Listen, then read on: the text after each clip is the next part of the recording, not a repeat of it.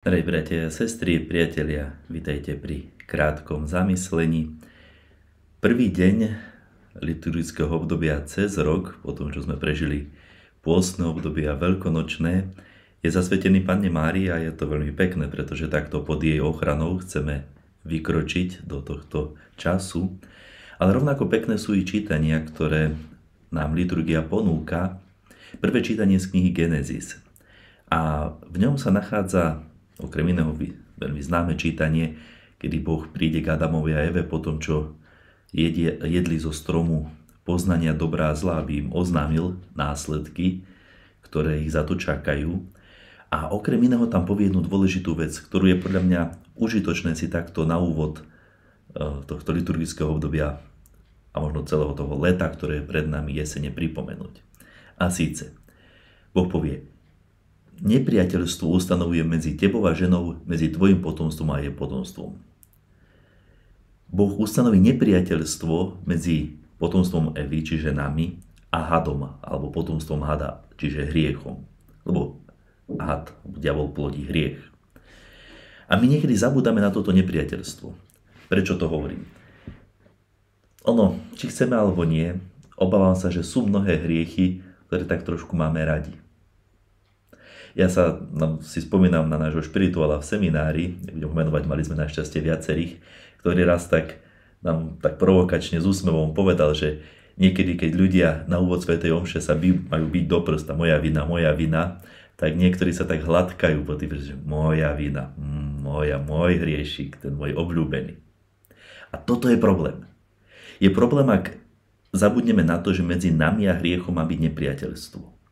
Ja viem, ja si to veľmi dobre uvedomujem ako spoluhriešnik s nami ostatnými, že sú hriechy, ktoré nad nami víťazia, s ktorými možno dlhodobo bojujeme a ktoré nie a nie sa nejako zriecť.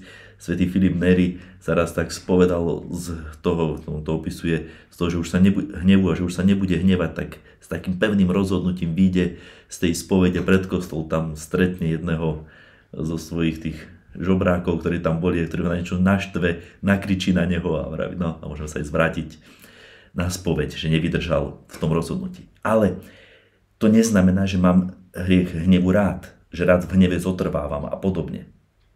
Ak už nemôžeme nasledovať svätých a Pannu Máriu v tom, že sme bezhriešni, aspoň ju nasledujeme v tom, že nemáme radi hriech tak ako ona. Pretože to dnešné Božie slovo nám zároveň ponúka čítanie z Jánovho evanjelia, ten opis Ježišovej smrti na kríži a toho, ako nám dáva Máriu za matku.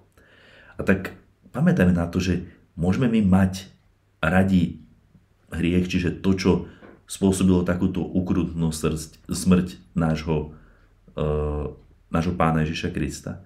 Môžeme mať my radi to, čo spôsobilo Panne Márii takú ukrutnú bolesť, keď musela pozerať, ako umiera jej milovaný syn. Ja viem, že trošku tak emocionálne pôsobím, ale chcem aj vo vás vyprovokovať, ale aj v sebe, taký skutočný odpor k hriechu. Napriek tomu, že možno s niektorými zápasíme a budeme zápasiť ešte dlho, kým nám Pán pomôže sa od nich úplne oslobodiť, ale aspoň ich nemajme radi. V tomto sa podobajme Panne Márii, v tomto sa podobajme nášmu Pánovi, že nemáme radi hriech, že pamätáme na toto nepriateľstvo. Áno, kresťan má byť zatvrdilým nepriateľom hriechu. Niekedy možno, že sa mi podarí urobiť nejaké video alebo sériu videí o duchovných cvičeniach svätého Ignáca z Loyoli, je to jedna z mojich obľúbených tém, ale v prvom týždni svätý Ignác sa snaží cez tie rôzne duchovné cvičenia, ktorými prevádza toho, kto si ich robí, vytvoriť v danom človeku skutočný odpor k hriechu. Takú typ averzie, ako máme možno voči niečomu, že je také sliské alebo hnusné, niečomu, čo sa nám brídi dotknúť, z čoho nás až tak akoby fyzicky naozaj napína. A sú veci, ktoré keď vidíme, alebo vône, ktoré cítime, s ktorými nám príde naozaj fyzicky zle. A toto sa snaží Ignác dosiahnuť v tom prvom týždni, aby nám hriech, už len myšlienka na hriech, spôsobila naozaj skutočný odpor, niečo, čo sa nám bude hnusiť. Áno, začneme toto obdobie cez rok pevným rozhodnutím, že sa nám hriech bude hnusiť a že budeme zatvrdilo zotrvovať v nepriateľstve voči hriechu, že budeme sa snažiť milovať a nasledovať len nášho Pána Ježiša Krista a jeho mamu, ale aj ďaká Bohu, ďaká nemu aj našu mamu, ktorú nám dáva pod krížom. Vám prajem požehnaný deň a všetko dobré. Nech vás Pán žehná a ochraňuje na príhovor preblahoslavenej Panny Márie.